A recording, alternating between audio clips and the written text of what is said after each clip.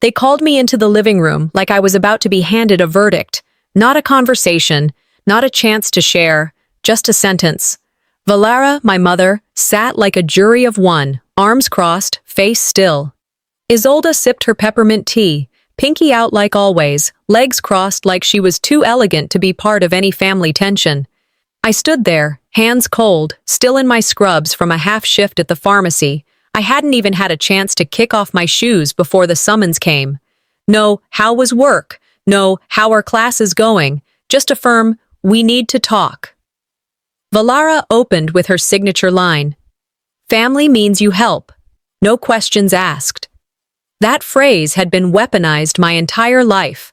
When I was younger, it meant giving up my bedroom for guests. In high school, it meant giving Isolde my old laptop because she needed it more. And now, apparently, it meant co-signing a $70,000 loan. For the business, Isolde clarified, as if that made it noble. Her husband had an idea for a sports apparel store, again. The last one folded faster than the t-shirts they sold. Your credit's the cleanest, Valara said, as though that were a compliment. You don't even use it. I don't use it because I'm still trying to pay off school, I replied, slower than usual, choosing each word carefully. And I don't have the income to cover a loan if it defaults. Valara gave a quick laugh, dismissive, sharp. Well, that's a mindset problem, not a money problem. I'm not signing anything, I said. It didn't even feel brave. It just felt final. They all paused like I had mispronounced a sacred word. That pause told me everything. You've lived here rent-free for 3 years, Valara reminded me. I do chores, I contribute, I work part-time, I'm still finishing my certification. I could feel my throat tightening, but I refused to let my voice shake. Isolde leaned back. Look, if this is about jealousy, that word, jealousy, like wanting boundaries meant I wanted her life. You don't even have a real job, she added, setting her tea down. This is how you can contribute. Be useful for once. My hands curled into fists under my sleeves. They didn't need me. They needed my signature. I wasn't their daughter. I was a name on a dotted line. A fallback plan in case the golden child tripped over her ambitions again. I turned to Thurston, my father, the man who had once taught me how to ride a bike and now hadn't spoken a full sentence to me in weeks. Dad? I asked. He blinked, eyes trained somewhere above my head. If your mother thinks it's the right thing. That was it. The jury had spoken. I'm not doing it, I repeated, this time with the finality of someone signing her own eviction notice. Valara's face hardened. Then you can't live here like everything is fine. It wasn't a threat. It was logistics. As I stood there, absorbing what had just happened, Valara began listing every burden I'd been since college. Tuition help, the year I dropped a class and didn't tell them. The semester I worked nights and let my GPA slip. Each detail twisted, reworded, spit out like it defined me. You're not a guest here, she snapped, but don't mistake that for belonging. I felt the burn, but didn't flinch. I wouldn't give her that. Isolde smirked again, like she was watching a rerun of a show she'd already won. I thought of the time she maxed out 2 credit cards and Valara covered them without hesitation. She's figuring things out, they'd said. When I couldn't pay for a textbook and asked for help, I got a budgeting lecture. That night, I sat in my room, staring at the wall. I thought about all the meals I cooked, the dishes I washed, the way I tiptoed through my own home to avoid confrontation. Maybe I wasn't a daughter here. Maybe I was just staff. They never forgot what I did wrong, but they always forgot what I quietly did right. I started packing, not much, just what would fit in my duffel. A few clothes, my charger, my folder of documents. I had no plan, no place, but I knew one thing. I couldn't stay. I was halfway to the hallway when Isolde leaned in, her voice low enough for only me. If Mom and Dad had to choose again, she whispered, you wouldn't exist. I stopped. That wasn't an insult. That was cruelty. She didn't laugh after she said it. She didn't need to. It landed like it was rehearsed. I didn't respond. I walked out of the room, my heart silent, my limbs steady. I didn't slam any doors. I didn't throw any words back. But in that quiet exit, something broke. And not inside me. I didn't know it then, but that was the moment I stopped being their daughter. The morning after that living room ambush, I woke up to a house that was quieter than a funeral home. Not the comforting kind of quiet, but the kind that wraps around your chest and tightens like cold iron. No one spoke to me at breakfast. Not that they ever really did. Isolde tapped her spoon against the ceramic edge of her yogurt cup like she was playing a private symphony, and Valera thumbed through a magazine, pretending I didn't exist. Thurston, as usual, stayed buried in the sports section like he'd never had a daughter. We went 3 days like that. 3 days of walking past each other like strangers in a hotel lobby.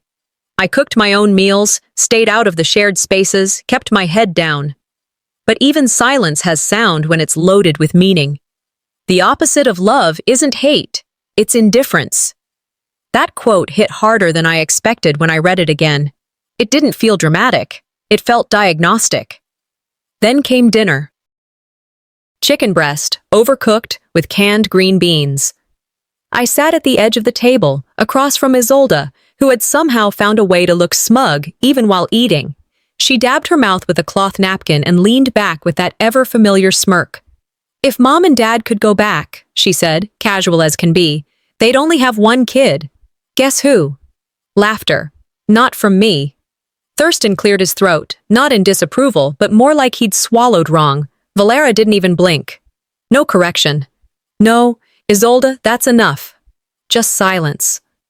I put my fork down slowly and looked around the table. 3 people. No one looking at me. I stood up, left my plate untouched, and walked to my room. Locked the door. Sat on the edge of the bed and stared at the wall for 15 minutes. That comment didn't need a follow-up. It was delivered, absorbed, and left hanging like a picture on a crooked nail. That night, I didn't cry. I didn't scream. I just sat there, heart thudding quietly. I wasn't angry, not yet. I was stunned. The worst part wasn't that Isolde said it. The worst part was that nobody disagreed. The next morning, Valera knocked on my door. She didn't wait for permission before opening it. "You're being cold," she said, voice tight. "Don't think we haven't noticed." I didn't answer, just stared at her. "I get it," she continued. "You're upset because we asked you to help your sister, but sulking won't change how this house works." "This house doesn't work," I said, the words slipping out before I could censor them. She paused, then stepped fully inside, her presence filling the room like unwanted smoke. "If you don't like how this family works," she said slowly, every syllable laced with warning, "pack up. And don't call me Mom again." That landed with a thud in my chest. She left without slamming the door. That wasn't her style. Her blows were quieter, blades wrapped in silk. Later that night, I pulled out my journal, the one I kept hidden under a pile of tax papers. I wrote, "When someone disowns you in a sentence, your soul bleeds in silence." I started packing. Slowly. Quietly. I wasn't rushing. I didn't even have a destination in mind.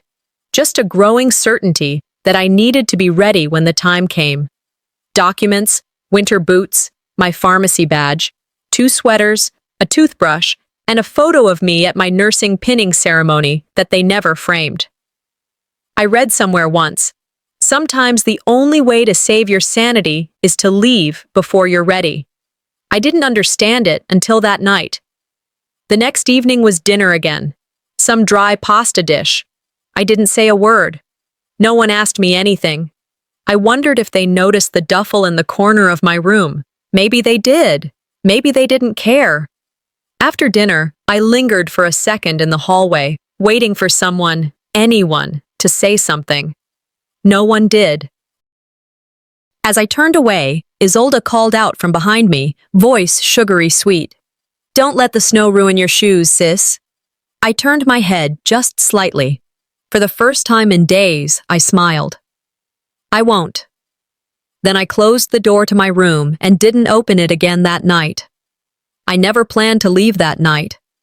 But the moment she said it, something inside me walked out first.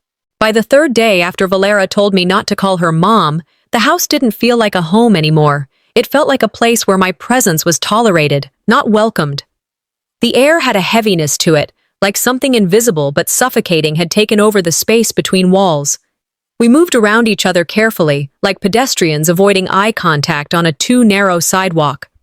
I made coffee that morning and caught Thurston at the kitchen sink. He didn't look up, just rinsed his glass and walked out.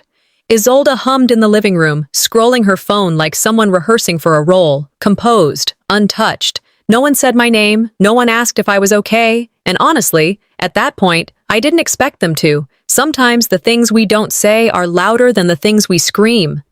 Later that day, around mid-afternoon, I was in the laundry room folding towels when Valara's voice cut through the hallway like a cold wind. "I'm missing a bottle of my medication," she said. I didn't even turn around. "Did you check the bathroom drawer?" "I did," she replied. Her tone had already shifted into something accusatory, slippery. I turned to face her. She was standing with her arms crossed, eyes narrowed. I recognized that stance. It always came before a declaration disguised as a question. "You're the only one here with access," she said. I blinked, stunned but not surprised. "What are you implying?" "I'm not implying anything," she said, voice measured. "But your behavior's been erratic lately, and you do work at a pharmacy." The accusation wasn't shouted. It didn't need to be. That's what made it worse. It was whispered with precision, like someone dropping poison into tea. From behind her, Isolde appeared, arms folded. "Look, no one's saying you did anything, but if you did, just admit it and move on." It took everything in me not to laugh. I wasn't the one who nearly got fired from a boutique job for taking cash under the table. That was her. But of course, her sins were always considered mistakes, while my mere existence came with suspicion. Thurston stood nearby, leaning against the hallway wall like a bored security guard. He didn't defend me. He didn't even frown. Just stood there, like neutrality was a form of loyalty. I said nothing. I turned, walked to my bedroom, pulled open the small drawer where I kept receipts and pay stubs. I found the pharmacy receipt with Valara's prescription clearly marked, filled 3 days prior. I brought it back to the kitchen and placed it gently on the counter. "Here's your proof," I said, steady. "Don't confuse control with concern." No one responded. I didn't wait for them to. I returned to my room and closed the door. Later that night, I was brushing my teeth when I heard a soft rustle at the base of my door. I opened it and found a white envelope. No name, no message. Just a sheet of paper inside with numbers handwritten across the top. Rent due, water bill, shared household expenses. They wanted me to pay rent, in the house I grew up in. The same house where I changed light bulbs, took out trash, cooked for holidays no one thanked me for. They never asked Isolde to pay a dime. She lived rent-free for years, borrowed Mom's car, drained Dad's retirement fund on her wedding, and still she walked around like a queen whose only job was to be adored. I held the envelope and smiled bitterly. "Some people say blood is thicker than water," I murmured, "but even bloodstains." After tossing the paper into my backpack, I sat at my desk and began copying documents onto a USB drive. Tax forms, medical files, my certification coursework. Then I logged into every shared account, Netflix, utilities, email folders, and cleared my history. Not in anger, in preparation. I called Lyora. It was late, but she picked up on the second ring. "You okay?" she asked. "No," I admitted, "but I'm getting there." "What do you need?" "A place to land, just for a few nights." "You have that." "Of course." I looked around the room. My things were already mostly packed from before. I added the USB, my passport, and the pharmacy receipt. "You know you can't stay there tonight, right?" she said softly. "I know," I said, zipping the bag slowly. "I just didn't think I'd leave this way." The house felt like it was holding its breath. Each room had its own form of tension, none of it loud, but all of it sharp. Isolde floated from couch to kitchen like nothing was happening. Thurston stuck to his basement chair and satellite TV. Valara kept herself stationed in the kitchen, always stirring, always baking, as if cinnamon and sugar could hide bitterness. No one said anything to me, but everything they didn't say screamed. Every door closed half a second too loud. Every comment in the hallway was just low enough for me to hear the tone, but not the words. Silence is louder when it's meant to erase you. By the time dinner came, the quiet had built a kind of pressure in my chest. I sat at the table, poking at dry chicken. The TV hummed low in the background, tuned to some game show none of us watched. I almost thought we'd make it through the meal without someone hurling a fresh insult. Almost. Valara wiped her mouth delicately, then placed her napkin on her lap with ceremony. "Since you're still here," she began, not bothering to look at me, "we expect you to start managing your father's medications, setting up his doctor appointments, and staying on top of utilities." The words dropped like ice water. "You're the youngest," she added. "You have time." I blinked. "What about Isolde?" "She's married now," Valara replied, taking a slow sip from her water glass. "She has her own life." "You don't." Thurston chimed in without looking up. "This is your duty, not your choice." It wasn't a conversation. It was a command disguised as concern. I chewed my next bite, then set my fork down. "I'm not your caregiver." "Don't be dramatic," Valara muttered. "I'm not being dramatic," I replied, keeping my voice even. "I'm just saying no." She pushed back from the table. "You've always had a problem with responsibility." And Isolde, not a word. Just her smug expression, eyes flicking between us like she was watching a reality show. After dinner, I went to my room. I didn't slam the door. I didn't throw anything. I just sat there until my phone buzzed. It was from Leora. "Have you seen Isolde's post?" I opened it. A passive-aggressive quote image over a pastel background. "Some people live rent-free in your home and still act like the world owes them something." Captioned, "We all have our crosses to bear." Over 30 likes. A few heart emojis. Extended family commenting, "So true. Stay strong. Some folks don't appreciate blessings." I didn't respond. But something cracked open inside me. Not sadness, something more precise. They were painting me into a villain I never auditioned to be. I took screenshots, then more. Rent slips, that ridiculous invoice from Thurston, messages Valara had sent demanding repayment for groceries she never paid for when Isolde lived here. Everything. "They don't get to rewrite this story," I whispered. "Not this time." I opened a folder on my computer and titled it, "For When They Lie." The next morning at breakfast, no one looked at me, not until I stood to rinse my mug. Valara cleared her throat. "If you can't contribute like family, we may need to consider legal recourse. Don't make us evict you." Isolde didn't even flinch. Thurston picked up his fork and stabbed his eggs. I placed the mug down gently and turned to Valara. "You don't need to evict me," I said. "I'll be gone before you find a pen." She blinked. "You're not a victim here, Avalon," Isolde added casually. I smiled. "No, but I'm done being your volunteer." I left the kitchen, walked down the hallway to my room, and grabbed my keys from the nightstand. My duffel was already packed. Documents, cash, jacket, charger. I didn't need much. I never did. As I passed the living room, Valara called out, "Where are you going?" I didn't answer. I didn't owe them that. At the door, I paused. "Time to make this real," I whispered. The wind outside howled like it had something to prove. It rattled the windows just enough to get under your skin, the kind of sound that made a house feel like it was shifting on its foundations. I hadn't slept, not because I couldn't, but because I didn't want to. Sometimes sleep softens resolve. I needed to stay sharp, focused. Leora's voice echoed in my head from the night before. "No more allowing pain to have a room in your mind rent-free." She was right. I'd let too much live there, undisturbed, unchallenged. I changed into jeans and a sweatshirt, pulled my hair back in a tight bun, and walked downstairs with a calm I didn't entirely trust.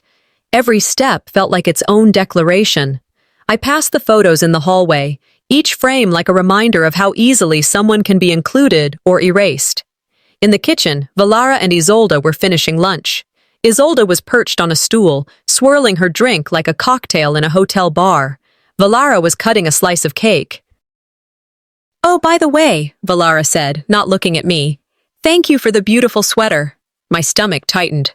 "Which sweater?" I asked. "This one," she said, pointing to the navy blue cardigan folded neatly on the counter. "Isolde dropped it off this morning. Such thoughtful taste." I stared at the cardigan. I knew that brand. I knew the exact texture of the fabric because I had bought it with my own dwindling paycheck. I had picked it out, wrapped it, and left it by her bedroom door 2 nights ago. I gave you that, I said. Valera blinked. Well, it came through your sister. That's what matters. She smiled like it was a compliment. My heart beat faster, but my voice didn't rise. You knew it was from me. She shrugged. Does it really matter who hands it to me, Avalon? Apparently, it did. Apparently, everything only had value when filtered through Isolde. Noted, I said, then walked out of the kitchen before I did something I couldn't take back. That night, Thurston pulled out a flash drive and connected it to the TV. Just a little memory lane, he said, for no one in particular. A slideshow began. Birthdays, vacations, graduations. The family smiled through beach trips and barbecues, Isolde front and center in every frame.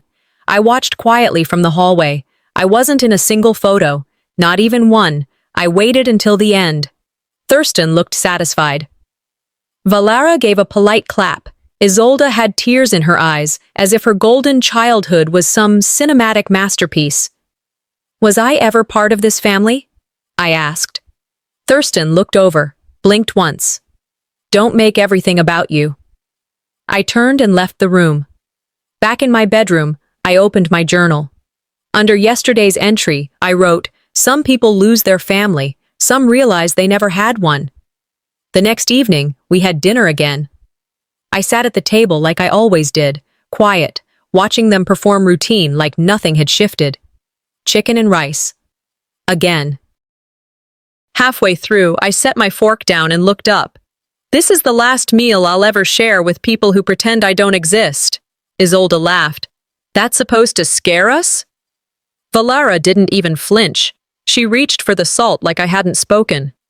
I finished my plate in silence, stood, and said, Thank you for dinner. Then I left the room. Back upstairs, I began packing. Not like before, not half-heartedly. This time, I made a list. This time, I zipped bags, folded clothes, filed documents. There was no hesitation, no sentimentality. I texted Leora. I'm coming tonight. She replied instantly. Your room's ready. I zipped the last duffel and stood in the middle of the room. It looked emptier already. Not because I'd taken so much, but because I'd decided to take myself. On my way out, I paused in the hallway one last time. My eyes landed on the family portrait hanging beside the stairs. I stared at it for a moment, then reached up, gently pulled the frame from the wall, and opened the back. There, behind the photo, was the label. Family. 2011. I slipped the picture out, removed the corner with my image, and placed the rest back. Some people erase you slowly. I figured I'd speed it up. The house was still, but not in a peaceful way, more like the silence you hear after someone slams a door but doesn't leave. It was 6:45 on a Friday evening, and the wind was doing its best to scream what no one else dared to say. A blizzard warning had been on every station since morning, but not a single person asked if I had somewhere warm to go. I stood at the foot of my bed, pulling the zipper of my duffel bag closed for the last time. I paused, looking around the room that once held my trophies, my college acceptance letters, birthday cards from people I hadn't heard from in years. Now, it was just walls and carpet, no warmth, no trace. Downstairs, I could hear the soft roar of the TV. A football game, probably. The volume was just high enough to drown out awkward silence, but low enough to avoid being accused of distraction. No one came to check on me. No one asked what I was packing for. But that didn't surprise me anymore. Even silence has a volume when you're being erased. I pulled on my coat, thin, more for fall than a snowstorm, and slung the bag over my shoulder. As I stepped into the hallway, Valera emerged from the kitchen, arms folded like she'd been waiting. Don't think you can come crawling back, she said flatly. We've done enough. Behind her, I could hear the clink of Isolde's spoon against a teacup, still performing. I didn't blink. I wasn't planning to. Thurston suddenly appeared by the door, like he'd been summoned by the tension in the air. Without a word, he turned the knob and opened it. Snow whipped in sideways, cold and immediate. Then leave already, he muttered. I adjusted the strap of my bag. No one offered a ride. No one asked where I'd go. But Valera, God bless her icy heart, held out an umbrella, not out of concern, out of appearance, as if she needed to be able to say, we didn't just throw her out. I took it, not for the weather, but as a reminder. Sometimes the smallest things are the sharpest lies. The wind caught me as soon as I stepped out, slicing across my cheeks. I pulled the zipper of my coat up to my chin and kept walking, one step at a time down the icy front steps. Behind me, the door closed with a soft, deliberate click. I didn't look back, not yet. But once I reached the sidewalk, I turned, pulled out my phone, and took a photo of the house, the porch light, the curtain that always hung crooked. I sent the picture to Leora with the caption, "This chapter ends here." The emergency key she had mailed me months ago was tucked inside my jeans pocket, next to a bus pass and $22. I hadn't told her the full story, but she didn't need it. Some people love you without a script. I didn't run. I didn't rush. I walked, steady, even as the snow soaked into my socks. It took 40 minutes to get to Leora's apartment. My boots were drenched, fingers numb, but I was upright, alive. And for the first time, not trying to be small. She opened the door before I knocked twice. "You're home," she said, pulling me into a hug before I could speak. "For as long as you need." Her place smelled like cinnamon and orange peels. The fake fireplace hummed softly in the corner. I dropped my bag, peeled off my coat, and folded myself into the blanket on the couch. She didn't ask questions. She didn't have to. That night, after a hot shower and half a grilled cheese, I sat at her kitchen table with a candle burning beside me. My journal was open, pen in hand. I wrote, "They let me walk out into a snowstorm like I was an inconvenience. But I didn't break. I chose to walk away with my name intact." I looked at the duffel by the door, now half empty. I wasn't sure what came next, but I knew this wasn't the end. I placed the journal beside the bag, clicked the pen shut, and whispered to no one, "I'm not done. They just don't know it yet." Sunday morning sunlight poured in through Leora's apartment windows, bouncing off the melting snow outside and scattering across the hardwood floor like confetti I hadn't asked for. It was the kind of light that dared you to believe you were free. But my phone said otherwise. 22 missed calls. 3 voicemails from Valara. 1 from Thurston. 5 texts from Isolde, all unanswered. The notifications stacked like reminders that my silence had power, and they didn't like it. Leora handed me a cup of coffee and sat across the table. "They're spinning a story, aren't they?" I nodded, setting my phone face down. "They're painting me as ungrateful before I even say a word." She didn't ask what they said. Instead, she opened her laptop and turned it toward me. "You need to see this." On the screen was an old Facebook thread, resurrected like a ghost. 3 years ago, I'd dated someone named Mirasol. He was quiet, thoughtful, worked in construction, and for a brief moment, I thought he could be real. But then he vanished without a word. No explanation, no closure. Now I knew why. Leora clicked on a comment. It was from Mirasol's mother. She always seemed unstable. I remember what Valara told me. Drama follows that girl like a shadow. I stared at it, reading it twice, 3 times.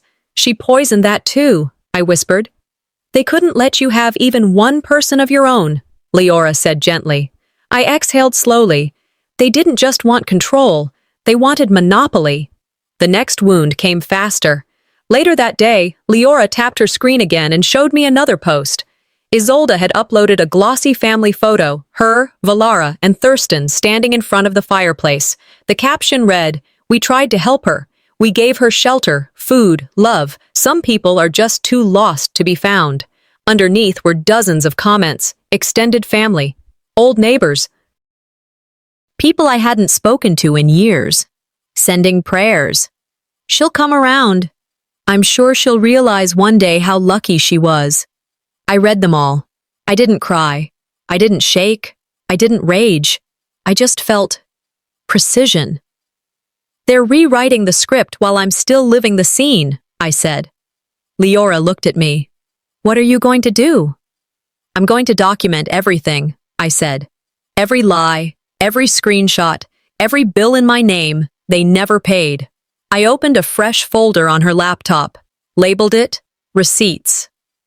The next morning, I messaged Saylor, Leora's friend, a civil legal advocate who knew how to parse through truth buried under polite society's mess.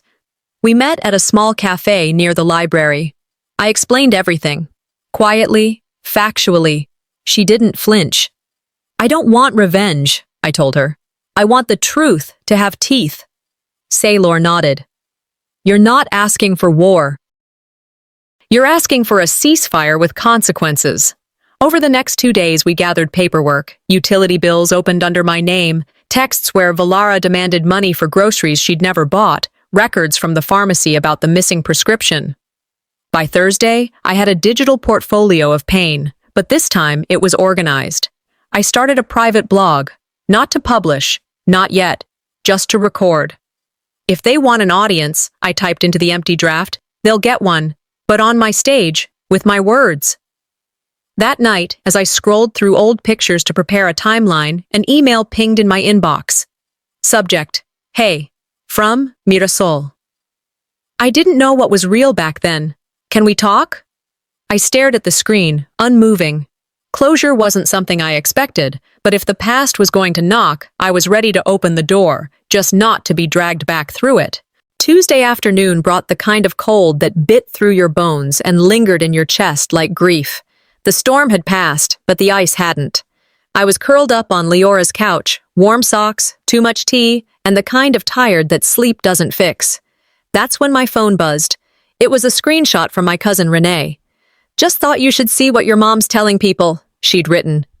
I opened the image, and there it was, Valara's latest post, a smiling selfie of her in the kitchen captioned, "Some children will always blame the ones who gave them everything." The photo wasn't what bothered me.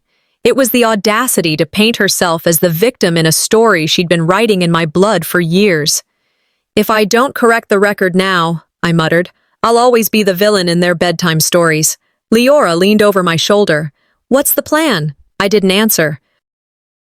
I just got up, walked to the kitchen drawer, and grabbed the small stack of lottery scratch-offs I hadn't touched since I left the house. I sat back down, half laughing. Watch this be the part where I win something ridiculous. The first 2 were duds, the third was cursed with false hope, but the fourth, I scratched it slowly, mechanically, until the numbers blinked up at me like a dare.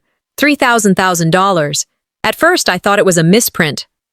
I stared, blinking, mouth slightly open. Leora leaned in again and whispered, "Are you okay?" I couldn't speak, couldn't move. She looked at the ticket, then at me, then screamed so loud the tea on the table shook. I didn't scream. I didn't even smile. I just sat there, staring. Of all the days the universe chooses to notice me, I said quietly. Leora hugged me, jumping up and down. I didn't hug her back. My mind was already moving. They can't know. Not until it's mine. Legally? Not a word. Her excitement froze. Of course. No one, I swear. I hid the ticket in a zipped inner pocket in my backpack, then sat down again. That night, I posted on Instagram for the first time in months. A photo of the snow melting off the sidewalk, sunlight catching the puddles. The caption read, "Some storms wash away what never belonged in the first place." Within 5 minutes, I had 8 DMs. Are you okay? Did something happen? Want to talk? Then came the comment from Valara. Hope you're safe, dear. I deleted it, screenshotted it, added it to the folder. I didn't owe her performance. She'd given me none. The next day, I met with a lottery attorney. Saylor referred me to someone who didn't blink when I said, I want to claim this quietly. No press, no photos if I can help it. We scheduled a private appointment. I signed the papers with a hand that didn't shake. The woman smiled at me and handed over a large manila envelope. Congratulations, she said. I nodded. I didn't tell Leora the full amount. I didn't post a thing. I let the silence wrap around the truth like armor. 3 days passed, each one quieter than the last. Then came the knock. Leora was at work. I was alone, sitting on her balcony with a blanket over my legs and a mug of lukewarm tea in my hands. The knock came again, firm, familiar. I opened the door. Thurston stood there, shoulders stiff, eyes unreadable. "We need to talk, all of us." I didn't answer.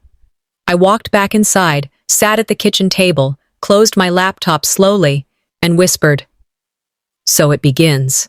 2 days after I claimed the winnings, I sent one text, 12 words long, no punctuation. "If you want to talk, I'll be at Josie's Cafe, 6 p.m., 1 hour.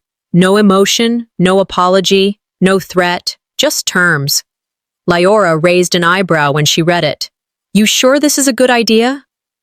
"I'm not walking into a fight," I told her. "I'm just delivering the mirror." The cafe was warm and dimly lit, smelling of cinnamon syrup and burnt espresso. I arrived early, chose the table by the window, and faced the door. The cold outside made the glass fog. I liked it that way, just enough to keep them from seeing my face until they had to. While I waited, I scrolled through my phone. 45 missed calls. 8 from Isolde, 5 from Valara, 1 from Thurston, the rest from numbers I didn't recognize, family friends, distant relatives, maybe even nosy church folks. I opened one voicemail out of curiosity. It was Valara. "You don't get to cut us out and then pretend we were the villains. You can't do this to us." That word again. Us. It had always meant them. Another message, this one from Isolde. "So you just win the lottery and ghost your own family. Real classy, Ava." None of them said, "I'm sorry." Not one. Funny how they always find your number when money's involved. At 6:04 p.m., they entered. Valara first, Isolde just behind, and Thurston last, his jacket half-zipped like he had been talked into this at the last minute. They spotted me and walked over. No one smiled. No hugs. Not even a forced one. I gestured toward the empty chairs. Valara sat down first. "So, you wanted to talk." I reached into my bag and pulled out a manila envelope. Thick, worn at the corners.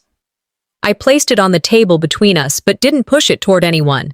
Inside was every unpaid bill they left in my name, screenshots of posts mocking me, a copy of the invoice for rent they charged me, only me, and a photo of me standing outside their front door in a snowstorm, the porch light off, the umbrella in my hand.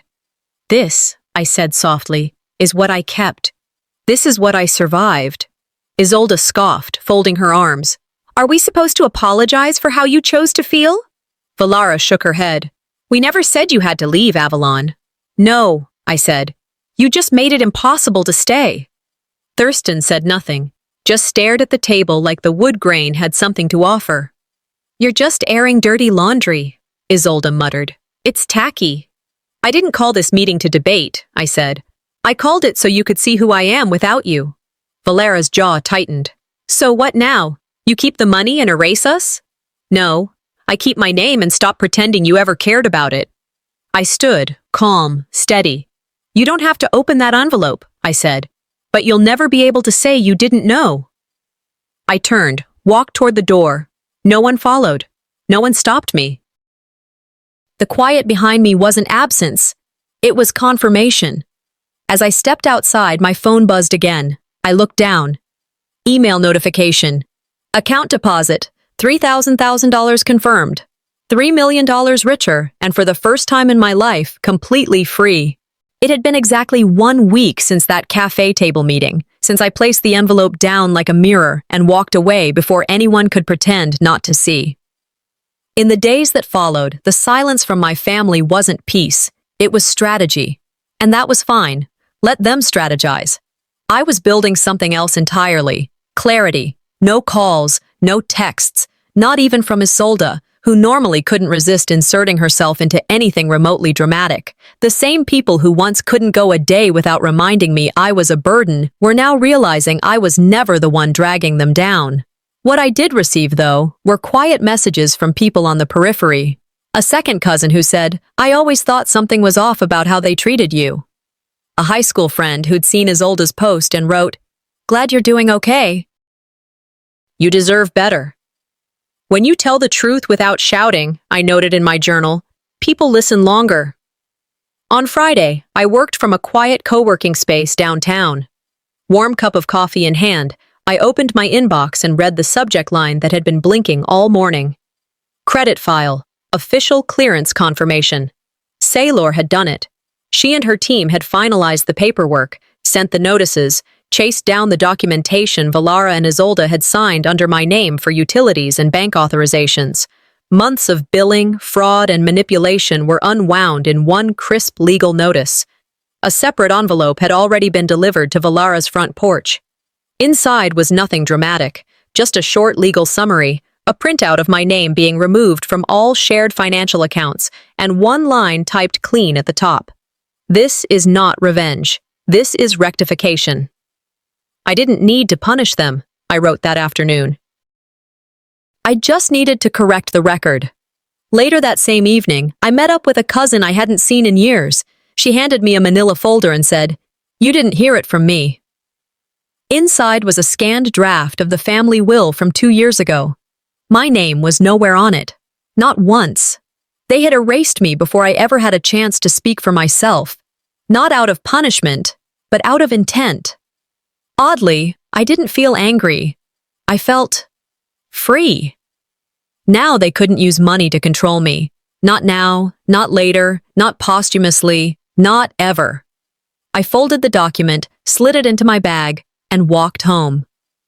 That night, I wrote in my blog, but didn't publish. This isn't exile. This is exit. The next morning, I met with the financial planner Saylor had connected me with, Clarence, a quiet man in his 60s who had lived through 2 divorces, 3 markets crashing, and still smiled like he had nothing to prove. I liked that. Together, we sketched out a plan. A modest scholarship fund for first-generation nursing students, monthly contributions to a domestic abuse shelter, anonymous donations, most made under the name Mira. I never explained the name to Clarence. He didn't ask. Some things are sacred. I didn't buy a new car. I didn't post about it. No splashy Instagram announcements or champagne photos. My piece didn't need an audience. That afternoon, I walked home past the library, coffee in one hand, a breeze running just fast enough to remind me winter wasn't done yet. There was a letter waiting in Leora's mailbox. Handwritten, no return address, but I recognized the print. Thurston's sharp, slanted uppercase letters from all the times he'd written notes on the fridge. Inside, just one sentence. If you had been born first, everything would have been different. I read it 3 times. I didn't cry. I didn't reply.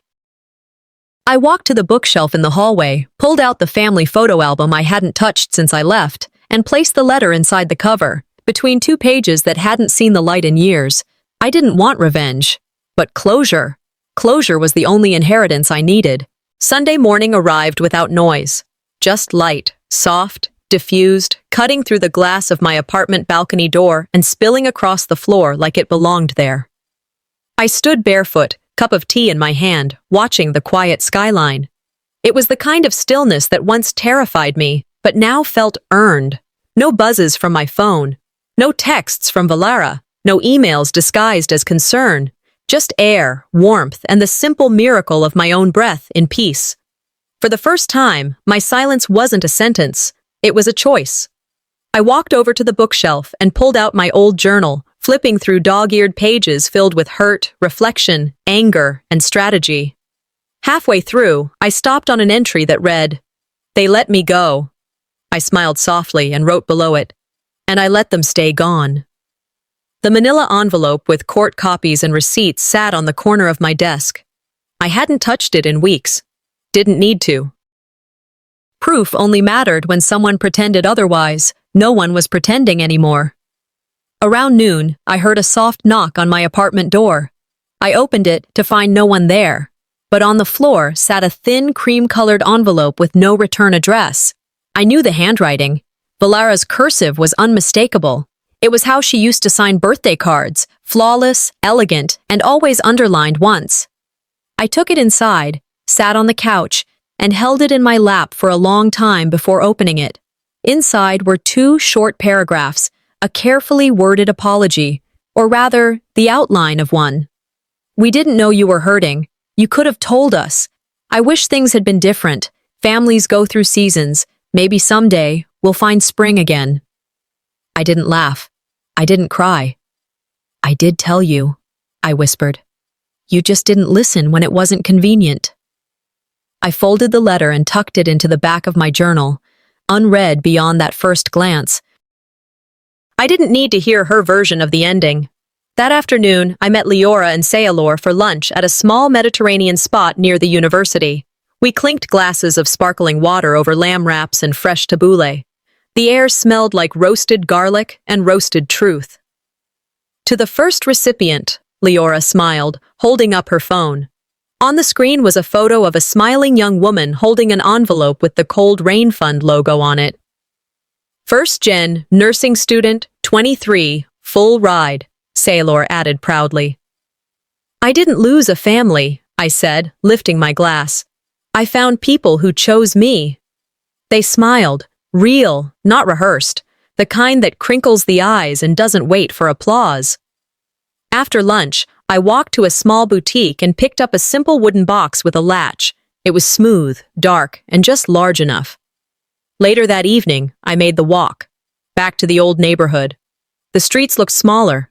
The house looked smaller. But I didn't. I stood straighter. I placed the box on the front porch. Inside was the family photo they'd proudly displayed for years. I'd reframed it myself, neatly taping a note to the back. This is yours. I don't live there anymore. No ceremony. No bell rung. Just closure. I turned, walked down the steps, and didn't glance back. Halfway down the street, my phone buzzed. Unknown number. I hesitated, then tapped the message open. Dinner. Spring sunlight stretched across the floor of my new office, an old converted loft with exposed brick, quiet corners, and wide windows that let in just enough warmth to remind me of who I had become. I stood by the balcony door, a cup of coffee in one hand, the city moving beneath me like background noise that no longer dictated the pace of my heart. I didn't reinvent myself. I simply became the version they tried to ignore. They had spent so long painting me into corners that they forgot I could build my own walls, with windows and space and locks only I held the key to. People always ask about the money, what I did with it, what I bought, if I felt changed by it. But money didn't change me. Distance did. The best revenge, I whispered as I opened my laptop, is not needing one. A week later, the local newspaper hosted a small community awards night. Nothing grand. No gala, no celebrities, just residents doing quiet, powerful work. I was being honored for launching the Cold Rain Fund. The event was halfway through when I saw them, Valera in a navy suit jacket she hadn't worn since Isolda's engagement party, Isolda in a deep red dress, and Thurston trailing behind, looking like he still wasn't sure why they came. They made their way to the front row, smiling politely for photographers, standing a little too close to my plaque. As I stepped onto the stage, Valera extended her hand toward me, smiling as if no one had ever screamed in a kitchen, erased a daughter from photos, or called silence love. "We're proud of you," she said. I looked at her, then at the cameras flashing like fireworks. I didn't take the hand. Instead, I turned to the mic and said calmly, "Healing doesn't require performance. And forgiveness doesn't require an audience." I smiled, gently. The room clapped, but I didn't wait for the end of it. I stepped off the stage alone. Days later, my phone buzzed with a voicemail. It was Thurston's voice. "I watched the interview," he said, voice tight. "You were right. I should have spoken when I had the chance." I deleted the message. If your voice shows up too late, it can't change the ending. Weeks passed. The foundation launched with its first round of scholarships. Leora and Sailor sat beside me at the press announcement, their quiet support louder than any applause I'd ever heard. The room was filled with students, journalists, advocates, and zero traces of the name that had once tried to define me. "We are not what our families call us," I told the room. "We are who we choose to become, even when no one is clapping." No mention of the lottery, no mention of Valara, no mention of pain, only purpose. The morning after the event, I packed a final envelope and walked back to the house on East Fairview Drive. I hadn't been there since the night of the snowstorm. The siding was still chipped, the lawn overgrown, but I didn't pause. I taped the envelope to the front door. Inside was one clean sheet of paper, my signed legal disownment filing, and with it, a photograph. It was me, standing in front of the house, my back to the door, duffel in hand, sun rising behind me. They erased me from the will. So I wrote a story they could never inherit.